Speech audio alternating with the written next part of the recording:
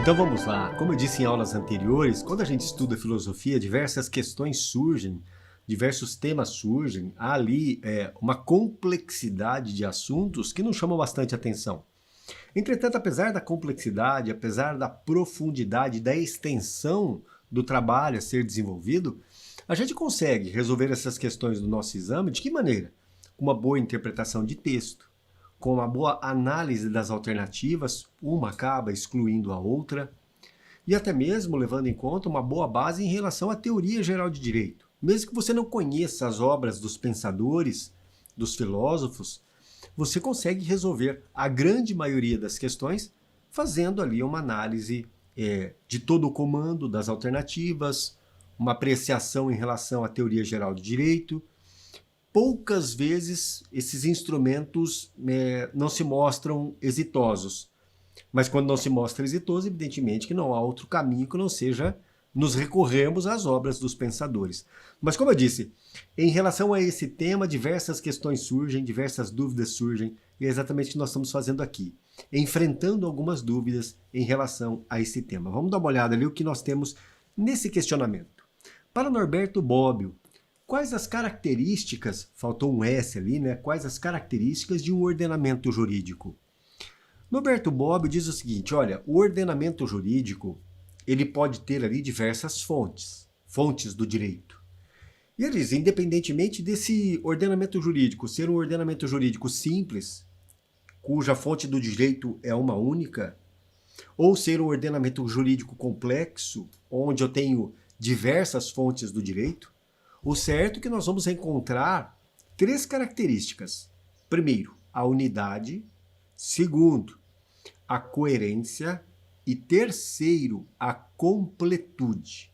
Então, segundo Bobbio, o ordenamento jurídico, seja qual for ele, deve ser caracterizado pela unidade, pela coerência e pela completude. São essas as características destacadas por Bobbio em relação ao ordenamento jurídico. Então, respondida a questão, vamos à próxima que nós temos aqui adiante. Tem uma anotação ali em relação a exatamente o que eu acabei de falar. Para Norberto Bobbio, o ordenamento jurídico ele é caracterizado pela unidade, coerência e completude. Agora vamos lá. Para Bobbio, a existência de um ordenamento jurídico complexo, com diversas fontes do direito, faz inexistir a unidade? Então vamos aqui conversar a respeito disso. Ora, nós sabemos que há diversas fontes do direito, portanto, eu posso, num único ordenamento jurídico, ter diversas torneiras aí de onde surge o direito. Especialmente quando a gente olha, quando eu tenho em relação a uma sociedade, eu tenho em relação a um determinado estado, uma longeva história. Aí a gente percebe que surgem, diante de todo o dinamismo, diante de toda essa historicidade, surgem diversas formas do direito se manifestar. Mas Bobbio diz o seguinte, olha, eu tenho ordenamentos jurídicos onde há uma única fonte do direito. Por exemplo, precedentes dos tribunais, tão só. Ou eu tenho o direito consuetudinário, costumeiro, como a única fonte.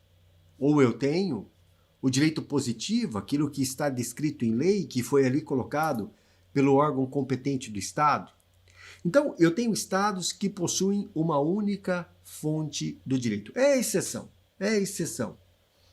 A grande maioria dos estados tem como fonte do direito diversas fontes, na verdade. Tem várias fontes do direito.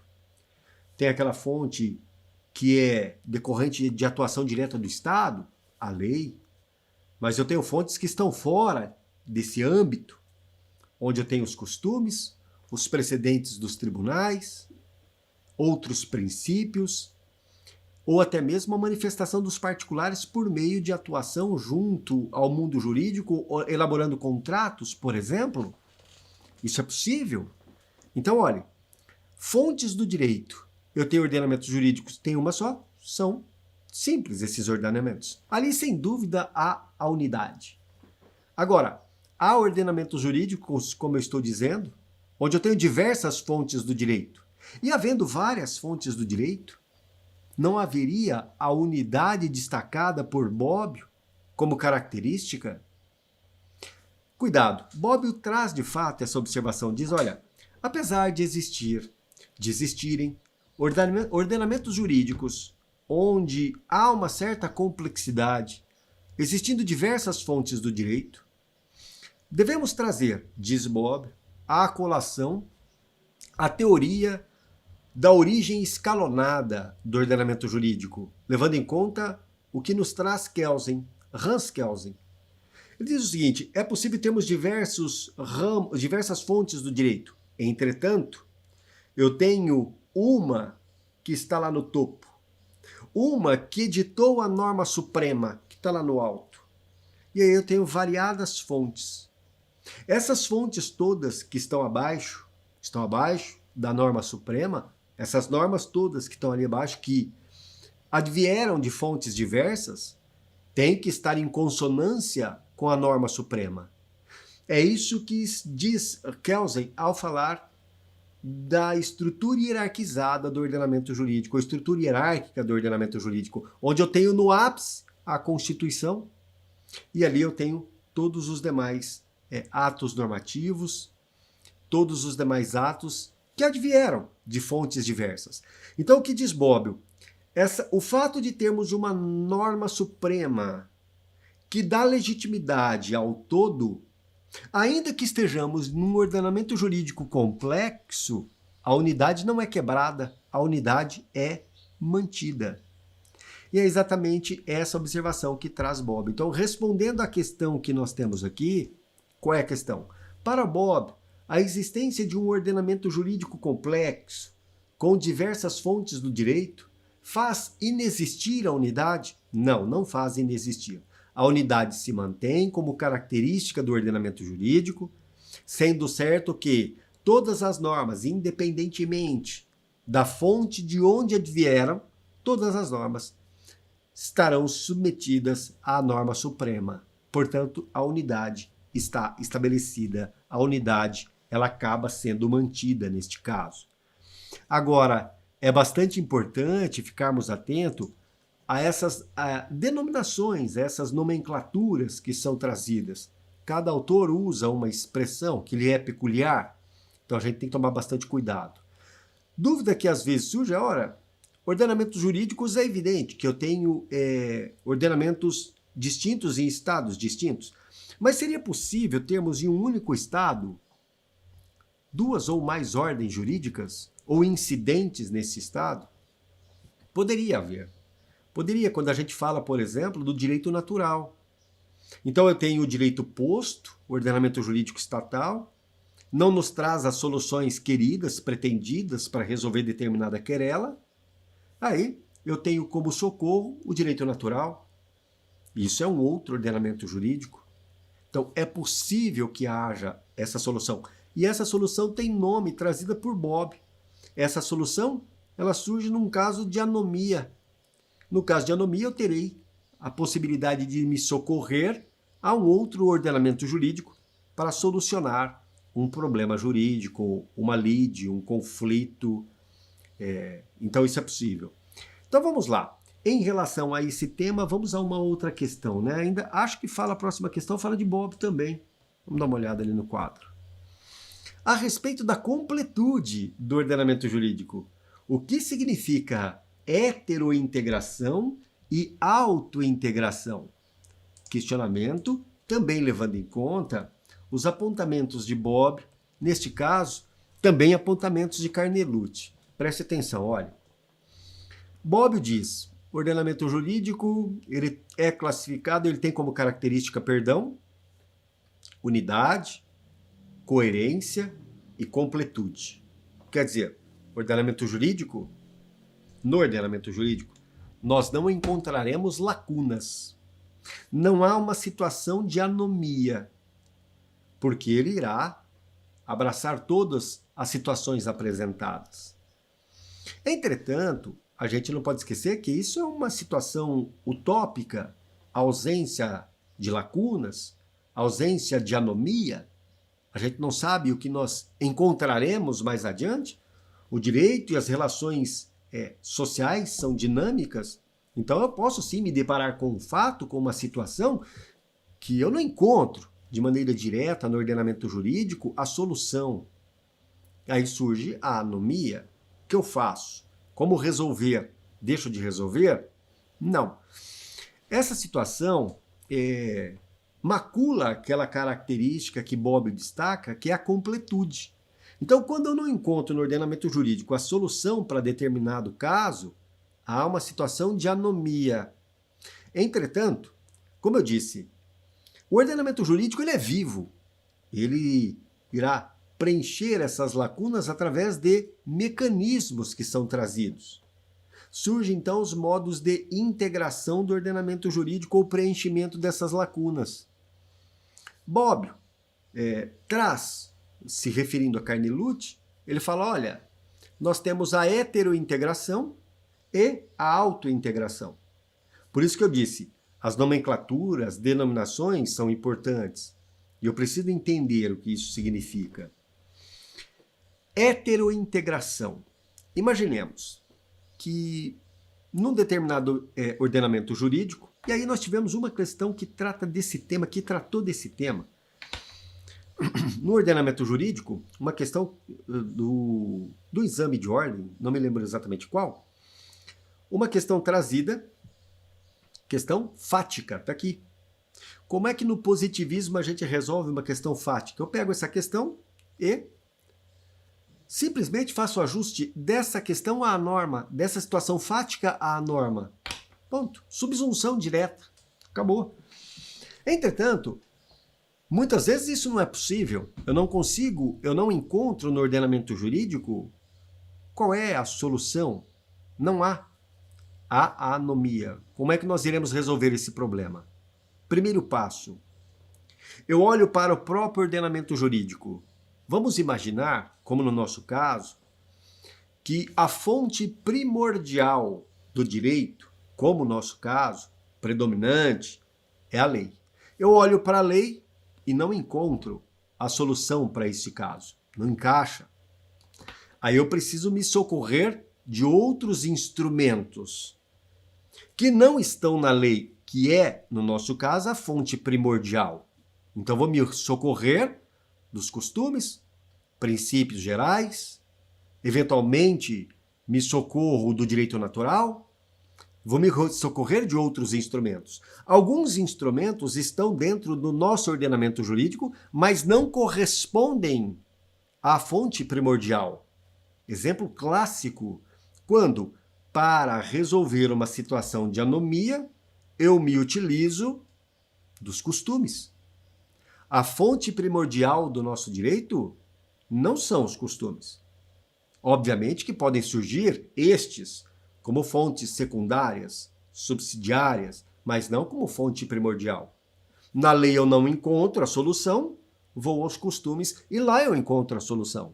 Houve uma integração. Agora a pergunta é uma autointegração ou uma heterointegração?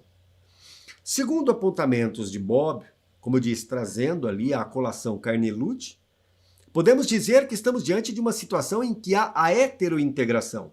Então, primeira hipótese de heterointegração, quando a solução para a lacuna se encontra no mesmo ordenamento jurídico, entretanto, numa fonte que não é a predominante. Numa fonte em que, naquele ordenamento jurídico, não há a predominância. No nosso caso, a fonte do direito predominante no nosso ordenamento jurídico é a lei. Busquei socorro onde? Nos costumes. Estamos dentro do nosso ordenamento jurídico, entretanto, eu estou me socorrendo de um instrumento ou de uma fonte que não é a predominante.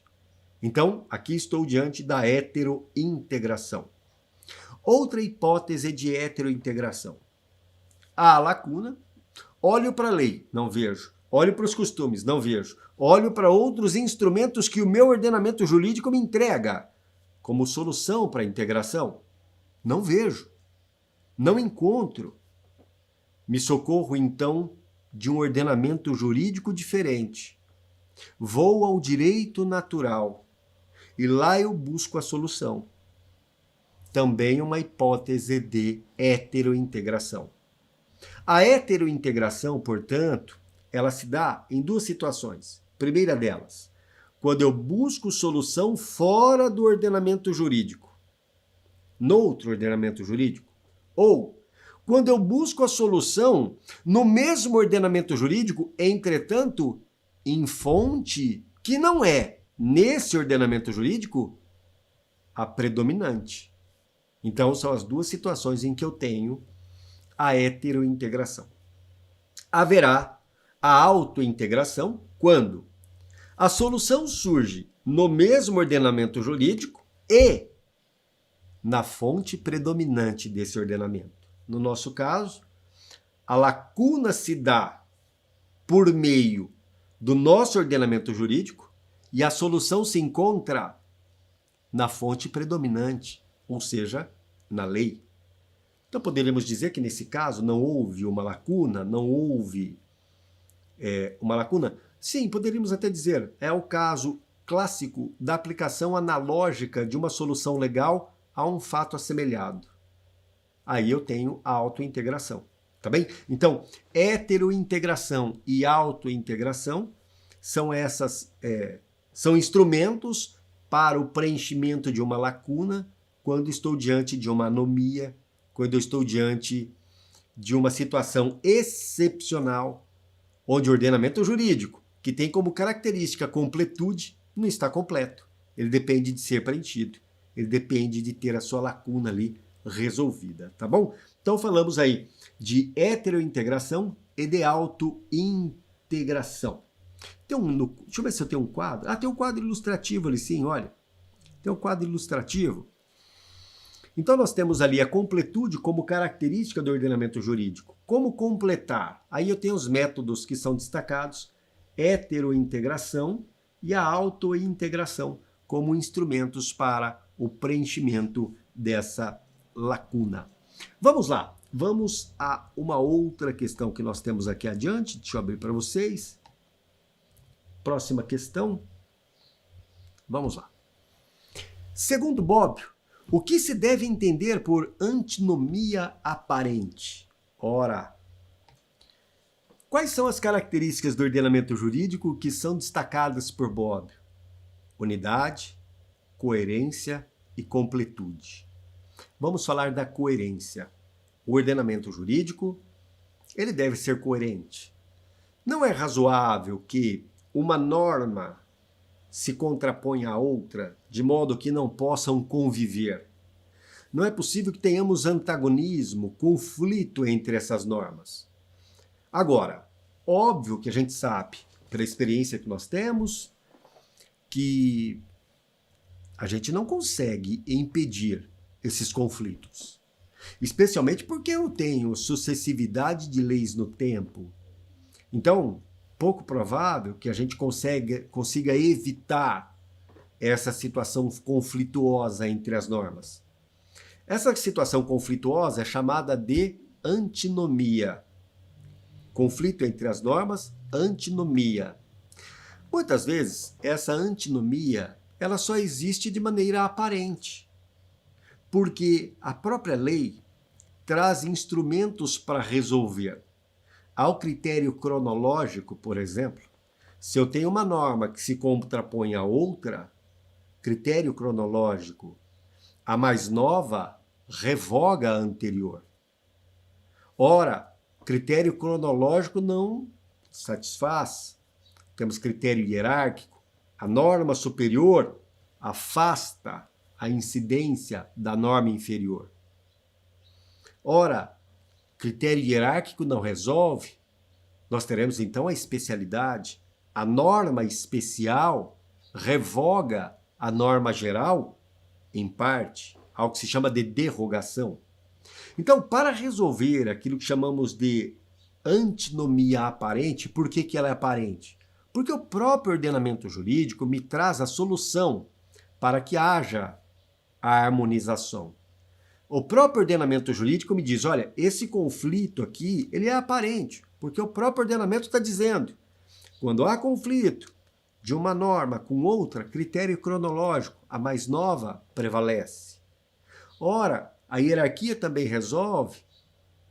Se a hierarquia não resolve, a especialidade resolverá. Então, eu tenho critérios que são trazidos para resolver para solucionar a antinomia aparente. Então, antinomia aparente é aquela em que o próprio ordenamento jurídico me traz instrumentos, ou a doutrina, ou a jurisprudência me traz instrumentos para solucionar aquele aparente conflito entre as normas.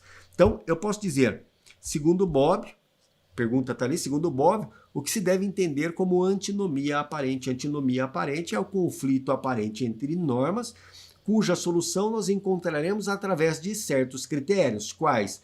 Critério cronológico, critério hierárquico e o critério da especialidade. Perfeito? Então, e por que eu trouxe aqui diversas questões, indagações a respeito de Norberto Bobbio? Porque, levando em conta os exames anteriores, a gente percebe grande incidência desse pensador nas nossas provas. Então a gente tem que ficar atento, tá bom? É isso aí.